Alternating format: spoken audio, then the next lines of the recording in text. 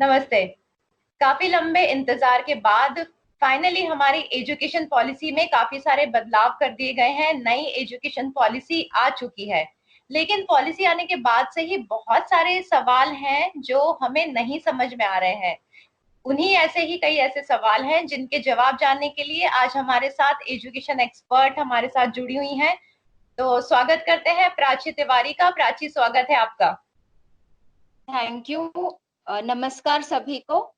मैं पिछले 10 सालों से भी अधिक सालों से मैं स्कूल में एज अ एजुकेशनल काउंसलर जुड़ी हुई हूँ। और एनईपी जब से आया है तो बहुत सारे क्वेश्चंस पेरेंट्स के द्वारा और स्टूडेंट्स के द्वारा पूछे जा रहे हैं। तो आई बिल्कुल। गेस आज ये एक बहुत अच्छी अपॉर्चुनिटी मिली है ताकि हम स्टूडेंट्स को, पेरेंट्स को, गार्जियंस को उनके जो भी सवाल है, क्वेरीज हैं, उनको आंसर कर सकते हैं। बिल्कुल।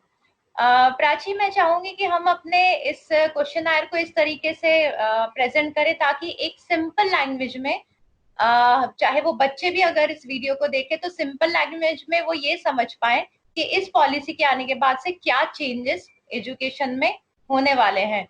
तो मैं चाहूंगी कि हम इस पूरे क्वेश्चन आयर को दो पार्ट्स में डिवाइड कर लेते हैं। हम पहले स्कूल के जितने भी स्टूडेंट्स हैं उनको लेकर डिस्कस करेंगे, उसके बाद हम कॉलेज के स्टूडेंट्स को लेते हैं अच्छे से हम, ताकि समझा पाए कि इसमें क्या प्लस पॉइंट्स हैं, कौन सारी नई सुविधाएं मिलेंगी। और कुछ ऐसे पॉइंट्स भी, मेरे सामने कुछ सवाल आए थे जो थोड़े से फिलहाल हमें नेगेटिव दिखाई दे रहे हैं। तो सबसे पहले हम शुरू करते हैं स्कूल के स्टूडेंट से। प्राची, बताइए क्या चेंजेस अब स्कूल के स्टूडेंट्स की एजुकेशन पैटर्न में होने वाला है। इसका जो एनईपी है, नेशनल एजुकेशन पॉलिसी 2020, इसका जो मेजर इम्प्लीकेशन है वो है, जैसे अभी तक हमारा जो फोकस था वो था 10+2 था। बट अभी इसमें जो सबसे बेसिक चेंज किया गया है वो अभी किया है 5+3+3+4। अब अगर मैं इसको सिंपलीफाई और सरल शब्दों में कहूँ तो पहला स्टेज है जो जिसमें पहले के 5 साल आते हैं, जिसमें प्री प्राइमरी लेवल और क्लास 1 एंड क्लास 2, जिसको इन्होंने नाम दिया है फाउंडेशन स्टेज। ठीक है। ओके। इसके बाद है सेकेंड स्टेज, जिसमें 3 साल आते हैं, जिसको इन्होंने नाम दिया है प्रिपरेटरी स्टेज, जिसमें क्लास 3, क्लास 4 और क्लास 5 आएगा। इसके बाद मिडिल स्टेज, जिसमें क्लास 6, 7 और 8 आएंगे। और फिर सेकेंडरी स्टेज, जिसमें क्लास 9 से लेके 12th तक के स्टूडेंट्स शामिल होंगे। सो एक्चुअली अभी तक सारा फोकस जो होता था हमारा वो था क्लास 10 और क्लास 12 पे, जो कि हम बोर्ड एग्जाम्स कहते हैं। तो उसमें क्या होता है, बच्चों पे बहुत स्ट्रेस आता है, इवन पेरेंट्स को भी बड़ी एंजाइटी होने लगती है जैसे ही बच्चा क्लास 10 और 12 में आते हैं और 10th और 12th के एग्जाम करीब आते हैं। तो अभी क्या हुआ है कि इम्पोर्टेंस मतलब प्राइमरी पे भी दे दिया है, मिडिल पे भी दे दिया है, और मतलब क्लास 3, क्लास 5, क्लास 8 ये भी इम्पोर्टेंट है। तो जो बिल्कुल। बर्डन 10th और 12th में फील होता था वो अब शेयर हो जाएगा। एंड हर स्टेजेस का अपना खुद इंडिविजुअल इम्पोर्टेंस रहेगा। प्राची, ये बताइए क्या 10th जो अभी तक बोर्ड्स हुआ करते थे, क्या वो बोर्ड्स नहीं होंगे? अभी तक का जो प्रोविजन है मेरे ख्याल से ये बोर्ड होंगे।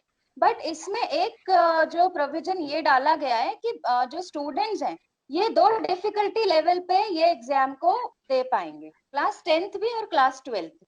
मतलब जैसे कई बार ऐसे होता है कि बच्चा पूरे साल बहुत अच्छे से प्रिपरेशन कर रहा है, बट एग्जाम के टाइम किसी कारण से, चाहे बीमारी हो या कोई एक्सीडेंट हो या कोई भी N number of problem can be there, तो बच्चा उतने अच्छे से एग्जाम ना अटेम्प्ट कर पाए हम्म। और उसका रिजल्ट जो है वो अच्छा नहीं आता। तो इसमें हम्म। ये प्रोविजन दिया है कि बच्चा मतलब student can attempt it twice, दो डिफिकल्टी लेवल पे ये एग्जाम दिया जा सकता है। एंड देन बेस्ट बिल्कुल। आउट ऑफ 2 अटेम्प्ट वो स्कोर हम कंसीडर करेंगे। ये भी बच्चे के ऊपर रहेगा, मतलब स्टूडेंट की चॉइस होगी कि वो कौन सा अटेम्प्ट है, जिस मतलब कौन सा स्कोर है, किस अटेम्प्ट का स्कोर है जिसको वो कंसीडर करना चाहता है। बिल्कुल, मुझे लगता है प्राची ये बहुत ही अच्छी अपॉर्चुनिटी है कि जो स्टूडेंट की चॉइस यहाँ पर दे दी गई है क्योंकि कई बार राइट। ऐसा होता है कि पूरे साल भर के एकेडमिक के मार्क्स को ऐड ऑन करके ये पैटर्न अभी भी कई जगह हो रहा था, लेकिन उसमें स्टूडेंट्स के ऊपर चॉइस नहीं होती थी। किसी रीजन से वो किसी एक उसमें, अगर जैसा आप बता रही हैं, किसी भी रीजन से परसेंटेज खराब खराब हो सकता है, वो ऐड होने के बाद ओवरऑल उसका परसेंटेज डाउन हो जाया करता था। मुझे लग रहा है ये बहुत अच्छा एक नया इसमें पॉइंट है।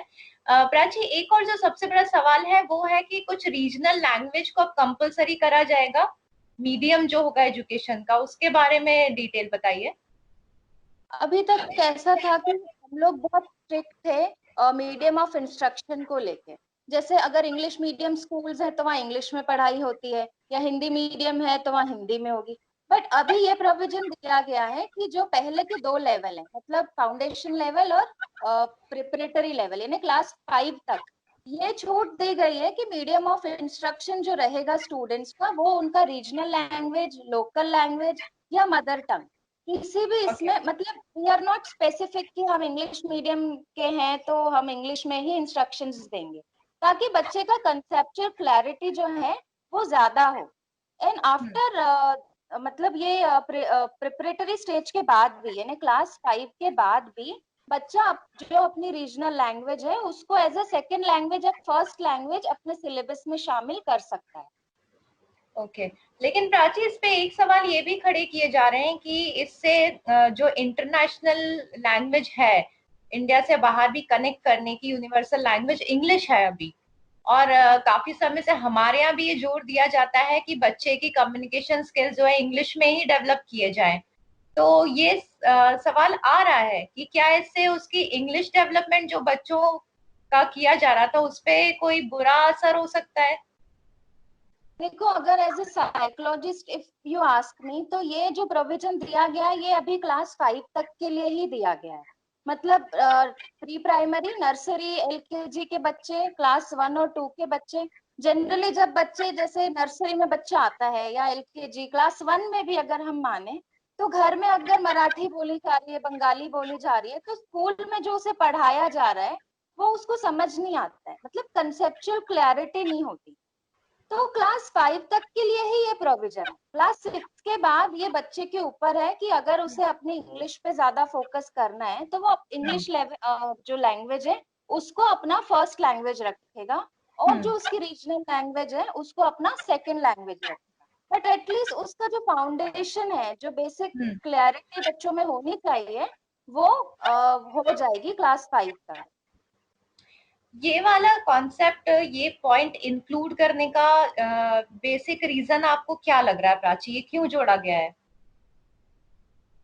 कई बार ऐसे होता है, जैसे मैं कई बार सारे ऐसे स्कूल्स में भी गई हूँ जहाँ पे माँ बाप इतने ज्यादा शिक्षित नहीं है। तो हम्म। जैसे अगर सिर्फ इंग्लिश में ही इंस्ट्रक्शंस दिए जा रहे हैं और अगर बच्चे को भी नहीं उतना क्लियर हो पा रहा है कोई भी टॉपिक, तो घर पे इवन माता पिता भी मतलब बिकॉज अंग्रेजी भाषा उन्हें भी नहीं आती, तो वो बच्चे को उतने अच्छे से क्लियर नहीं कर पा रहे हैं कोई भी कंसेप्ट जो वो अपनी भाषा में कर सकते हैं। तो ये सारी बातें इसलिए हो रही है कि हम बच्चे का जो बेसिक बना रहे हैं, फाउंडेशन जो है, जो नींव है, वो मजबूत हो जाए। बाकी तो जब ये मतलब जब ये लागू होगा उसके बाद में हमें और पता चलेगा कि इसके हमें कितने पॉजिटिव रिजल्ट्स मिल रहे हैं और कितने नेगेटिव इसके एस्पेक्ट्स हो सकते हैं। हम्म। प्राची, एज अ एक्सपर्ट, आपको क्या इसमें जो अमेंडमेंट्स हुए हैं, नई पॉलिसी आई है, आपको इसमें कोई ऐसे लूप पॉइंट्स दिखाई दे रहे हैं फिलहाल जिसमें आपको लगता है कि इनको बदलाव की जरूरत पड़ेगी फिर से? लो पॉइंट्स तो ऐसा है कि जैसे इन्होंने अभी जो असेसमेंट का जो सिस्टम है इसमें काफी सारे बदलाव किए हैं। जैसे ये सारा जो असेसमेंट है, जो हम कहते हैं ना मार्कशीट है, वो सिर्फ बच्चे के परफॉर्मेंस के ऊपर नहीं डिपेंड होगी। इसके अंदर टीचर्स और पीयर्स भी उसको रिव्यू करेंगे। तो ओके। इसमें भी ये है कि ये वो कैसे करेंगे, मतलब ऑन ग्राउंड ये कैसे होगा, अभी इसके बारे में मुझे थोड़ा सा डाउट है। दूसरी बात ये कि इस इन्होंने ये लिखा है पॉलिसी में कि जो मतलब एग्जाम्स होंगे, ये क्लास 3, क्लास 5 और क्लास 8 में भी होंगे, जो जो एक को सिंगल अथॉरिटी लेगी ये एग्जाम्स। तो क्या इसके लिए कोई एक पर्टिकुलर बोर्ड वो डिसाइड करेंगे? मतलब ये भी बोर्ड एग्जाम जैसे ही होंगे जैसे अब तक क्लास 10th और 12th होते आए, तो क्या हम क्लास 5th और क्लास 8th को भी बोर्ड एग्जाम कंसीडर करके चल रहे हैं? तो द थिंग इज कि अभी तक एज अ काउंसलर हम बात कर रहे थे कि क्लास 10th और 12th में प्रेशर आता है बच्चे पे, तो क्या वो प्रेशर क्लास 5 और क्लास 8 में भी आएगा? ये अभी मतलब इसको किस तरह लागू किया जा रहा है उसके ऊपर ये डिपेंड करता है। ऑल्दो ये जी डाला इसलिए ताकि प्रेशर कम आए, बट ऐसा ना हो कि और प्रेशर आ जाए, जल्दी आ जाए, मतलब क्लास जी। 5 या क्लास 8 में ही स्ट्रेस होने लगे बच्चों को। हम्म। प्राची, ये आपने जो पॉइंट बोला है ये बिल्कुल सही लग रहा है, क्योंकि मैं अपने आसपास भी देख रही हूँ, मैं अपने बेटे को भी देख रही हूँ कि जब बच्चे अवेयर हैं आज इसके बारे में, न्यूज में और सब जगह सुन रहे हैं, लेकिन चीजें क्लियर नहीं हो रही हैं। बहुत सी चीजें जैसे आपने बताया जब लागू होगा तभी क्लियर हो पाएंगी, लेकिन आज से ही बच्चों में एक फियर मैं देख रही हूँ कि आ चुका है। एक तो वैसे ही लॉकडाउन के बाद से, कोविड की वजह से बच्चे आज घर से ही पढ़ रहे हैं, उनके लिए ये बहुत ही नया एक ऐसी सिचुएशन आ गई जो किसी ने सोची नहीं थी। और उसके बाद से जब से ये एजुकेशन पॉलिसी के बारे में आया है, बच्चे पैनिक कर रहे हैं। तो ये आपको क्या लग रहा है कि कैसे ये चीज हो पाएगी सेटल बच्चों के दिमाग में? बच्चे अडॉप्ट कैसे कर पाएंगे? खास तौर पे वो बच्चे जो आज 8th 9th में है, उनको लग रहा है कि बहुत सारी सिचुएशन अचानक से उनके आगे, उनके सामने बदल जाने वाली है। ये तो बिल्कुल सही बात है कि पहली बात तो पेंडेमिक और दूसरी बात ये जो चेंज आया है, और हमारा जो ह्यूमन नेचर है, हम किसी भी चेंज को बहुत जल्दी एक्सेप्ट नहीं कर पाते क्योंकि हमें आदत होती है, जैसा चला आ रहा है हम उसमें ज्यादा कंफर्टेबल होते हैं।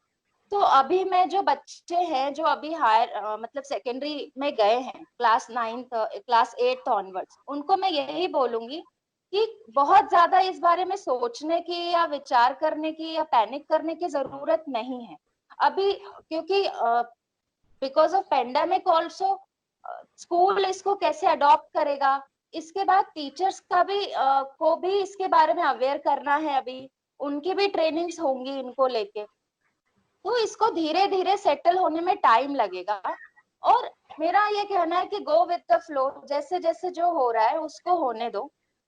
एक अच्छी बात यह है कि बच्चों को थोड़ा से ऑप्शंस ज्यादा मिलेंगे, मतलब जो बच्चा स्पोर्ट्स में अच्छा है उसको हम्म। स्पोर्ट्स खेलने का भी मौका मिल रहा है, पेंटिंग आर्ट्स में भी बच्चों को, मतलब चाहे वो डांस हो चाहे वो पेंटिंग हो, उनको अपनी कला दिखाने का और उस कला के ऊपर नंबर कमाने का अच्छा मौका मिलेगा। बिल्कुल। प्राची, अभी जैसे आपने बताया कि सबसे पहली जरूरत है कि टीचर्स को भी इसके बारे में अच्छे से पता हो, उनकी भी ट्रेनिंग होगी। क्या इसको लेके अभी फिलहाल कुछ क्लियर हो पाया है कि टीचर्स की ट्रेनिंग किस तरीके से, कब होगी, कैसे होगी? अभी तो बिकॉज स्कूल भी कब शुरू होंगे, ये बिकॉज ऑफ पेंडेमिक सभी जगह पे अनिश्चितता है, तो वो इस को लेकर भी अनिश्चितता है कि ये कैसे होगा, बिकॉज जितना अभी पेरेंट्स और स्टूडेंट्स को इसको लेके एक तरह की उत्सुकता बोले या एक तरह का डर बोले, ये सेम चीज मतलब टीचर्स भी इसी दौर से गुजर रहे हैं, वो ना केवल उत्सुक है जब बल्कि थोड़ा सा उनको भी ये है कि हम इसको कैसे कर पाएंगे, सिलेबस में भी चेंज आएंगे, किताबें भी बदली जाएंगी, तो हर तरह एक तरह की अभी बिकॉज ऑफ पेंडेमिक वो अनिश्चितता जो है वो रहेगी। आप देखते हैं कि भविष्य में ये कब तक ठीक होगा लागू हो और हम जाता है। इसके ऊपर, हाँ, ऑन ग्राउंड हम इस पे काम कर पाएंगे। बिल्कुल। प्राची, आगे बढ़ते हैं। हम लोग स्कूल के जो स्टूडेंट्स हैं, माफी चाहूंगी, कॉलेज के जो स्टूडेंट्स हैं, अब उनकी बात करते हैं। उनको लेकर अब क्या चेंजेस आएंगे पैटर्न में? इसमें जो एक सबसे अच्छी बात जो मुझे लगी जो उन्होंने प्रपोज की है वो है एक कॉमन एंट्रेंस एग्जामिनेशन ये लेंगे स्कूल से कॉलेज लेवल की एंट्री के लिए। अभी क्या होता है कि जब बच्चे अपना स्कूल पास करते हैं तो कॉलेज जाने के लिए बहुत सारी यूनिवर्सिटीज हैं, बहुत सारे ऑप्शंस हैं, और जितनी यूनिवर्सिटीज जितना ऑप्शन होता है उतने ही पेरेंट्स और बच्चे कंफ्यूज रहते हैं। फिर हर जो भी यूनिवर्सिटीज अच्छी है उनको सबके फॉर्म्स भरने हैं, सबके एंट्रेंस एग्जाम देने हैं, तो अभी ये प्रपोज किया गया है कि एक कॉमन एंट्रेंस एग्जाम होगा एंड यूनिवर्सिटीज के ऊपर ये मतलब डिसीजन छोड़ा गया है कि वो इस सीई के जो रिजल्ट है उसके बेसिस के ऊपर अपने कॉलेजेस में और यूनिवर्सिटीज में बच्चों का एडमिशन लें। तो 10 जगह भागने की बजाय ये एक ही जगह पे बच्चों को अपना मतलब कंसंट्रेट करके और ये एक ही एग्जाम के ऊपर फोकस करके वो अच्छी यूनिवर्सिटी या कॉलेज में अपना सीट सिक्योर कर पाएंगे। बिल्कुल। कोई और ऐसे पॉइंट्स अभी तक क्लियर हुए हैं जो कॉलेज स्टूडेंट्स को या आफ्टर 12 जो बच्चे आगे बढ़ते हैं उनको काम आने वाला है, इसमें उनके लिए बेनिफिशियल होने वाला है? इसमें 2-3 और प्रोविजंस हैं। जैसे मैंने बताया था कि कई बार ऐसा होता है कि एकेडमिक ईयर चालू होता है और बच्चों को मतलब बिना मतलब किसी कारणवश ड्रॉप आउट होना पड़ता है। तो कॉलेज लेवल पे जब या यूनिवर्सिटी लेवल पे जो ग्रेजुएशन की डिग्री अभी तक हमारी 3 साल की होती है, इसको उन्होंने डिवाइड किया है कि अगर कोई बच्चे ने 1 साल कंप्लीट कर लिया है तो उसके बाद अगर ड्रॉप आउट होना पड़ रहा है तो उसे सर्टिफिकेट दिया जाएगा।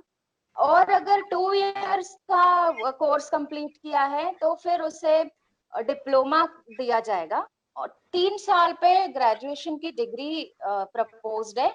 और अगर 4 साल विथ रिसर्च कर रहे हैं तो डिग्री विथ रिसर्च ये उनको प्रोवाइड होगा। तो इसमें एक फायदा बिल्कुल। ये होगा कि अगर 1 साल 2 साल बाद भी स्टूडेंट्स ने ड्रॉप आउट होना पड़ रहा है तो वो एम्प्टी हैंड या खाली हाथ कॉलेज से यूनिवर्सिटी से वापस नहीं आएगा। कोई ना कोई सर्टिफिकेट या डिप्लोमा स्टूडेंट के पास रहेगा। ठीक है, तो ये जो भी अगर वो ड्रॉप आउट करता भी है और तो जो उसे सर्टिफिकेट मिलेगा यूनिवर्सिटी की तरफ से वो आगे उसको हेल्पफुल रहेगा, वो एक तरीके से मान्य रहेगा। वो मतलब उसके क्रेडेंशियल्स जो हैं वो मतलब मान्य रहेंगे। तो वो अपने प्रोफाइल में या रेज्यूमे में उसको मेंशन कर सकते हैं। दूसरी बात एक बहुत अच्छी प्रपोज की हुई है कि जो फॉरेन यूनिवर्सिटीज हैं उनके लिए भी मतलब डोर्स ओपन किए गए हैं थ्रू एनईपी कि वो आए और यहाँ पे अपने कैंपस प्लेस्ड करें। इसका फायदा ये होगा कि कई सारे बच्चे जो टैलेंटेड हैं बट वो फॉरेन का जो कहते हैं ना बहुत महंगा है, इस वजह से फाइनेंशियली अगर वो स्ट्रांग नहीं है तो उन यूनिवर्सिटीज को वो अप्रोच नहीं कर पाते। बट एनईपी के थ्रू मतलब कॉस्ट बेनिफिट बच्चों को होगा और अगर उनमें टैलेंट है तो वो उन फॉरेन यूनिवर्सिटी की डिग्री इंडिया में रहकर ले पाएंगे। बिल्कुल। प्राची, अगर हम इस न्यू एजुकेशन पॉलिसी को एक सम अप करें एज अ एक्सपर्ट, आप इसको कितने मार्क्स देंगे? आपको क्या लग रहा है ये कितनी अच्छी है? आपका क्या रिव्यू है इस पर? देखो एज अ काउंसलर या एज अ साइकोलॉजिस्ट जो एक बात मुझे अच्छी लगी है सबसे अच्छी लगी है वो ये है कि इसमें मतलब हर स्टूडेंट का अपना एप्टीट्यूड होता है। कोई बच्चा स्पोर्ट्स में अच्छा है, कोई आर्ट्स में अच्छा है, कोई अच्छी पेंटिंग बनाता है और कोई ऑब्वियसली कोई एकेडमिकली मैथ्स में साइंस में अच्छा है। तो हर स्ट्रीम के स्टूडेंट्स को एक लेवल पे या एक जैसा समान ट्रीटमेंट दिया गया है।